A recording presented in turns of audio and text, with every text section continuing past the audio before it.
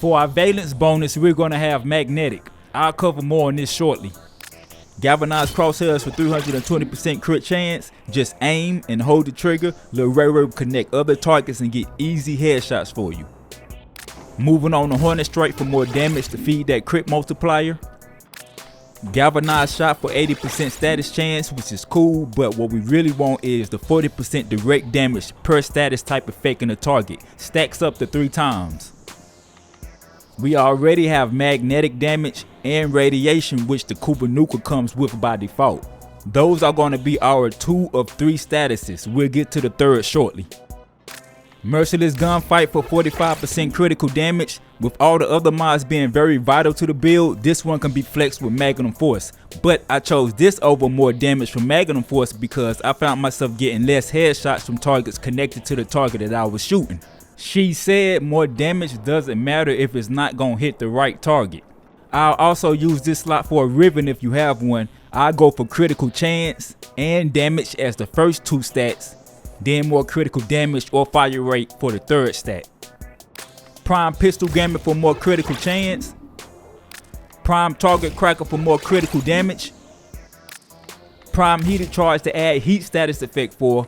Galvanized shot, which is going to bring our direct damage up to 360%. The heat is going to be working with the magnetic and radiation to up our damage. So back to our valence bonus. Besides from choosing magnetic because Techrot are weak against it in the save mod slots, I also chose it because if I had, for example, Toxin, which I had on this weapon before making this build by the way, if I had Toxin and added prime heated charge, it'll make gas. Then swapping mod orders with the mods I was using to make magnetic damage was causing prime heated charge to add to the radiation damage. Weird enough to lower my tolerance enough to prevent me from doing further testing. Now if you have a nuker with electricity or cold and don't want to farm magnetic, you'll be alright. I'll replace Merciless Gunfight with your electricity or cold mod, since Lil Ray Ray already has a very high critical damage multiplier.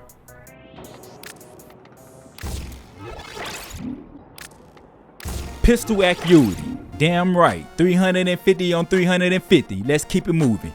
For the Excellence, we're going to have Ruinous extension for an 8-meter beam extension because we got to play Connected Rocks, and Lil Ray Ray like that game. Do take note, this only extends the length of the beam to your target, not the beam length between chained enemies. For the Arcane, we're going to go with Secondary Innervate, which is going to increase our critical chance by 10% and resets after 6 big critical hits. Feel free to pause or go to Warframe Wiki to learn more on exactly how this Arcane works. For the Warframe Shards, we're going to have 5 Tall Forge Topaz Arcane Shards for a total of 375% critical chance. This is where Prime Heated Charge will shine. Don't have any Arcane Shards? Get some. Moving on to our Warframe. For the aura, we're going to choose Corrosive Projection to strip enemy armor by 18%. The heat status on our weapon is going to work well with this. For the Arcanes, we're going to go with Arcane Pistola for basically unlimited ammo. As long as you hold Lil Ray Ray beam button, he's going to get to the headshots for you and keep you with unlimited ammo. For the second Arcane, we're going to choose Arcane Precision for 300% more damage to add to that big critical multiplier belly. Now on to the companion. These may differ depending on which companion you're using, but if you have yourself a natty cakes like me, these 2 mods will increase your fire rate by 60%.